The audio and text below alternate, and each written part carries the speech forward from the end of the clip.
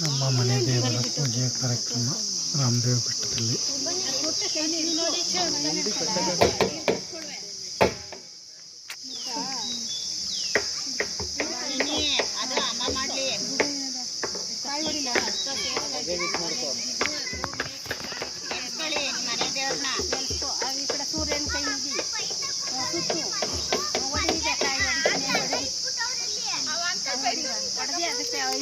ಪುನಃ ಯಾಕೆ ಹೇಳಿದ್ರಿ?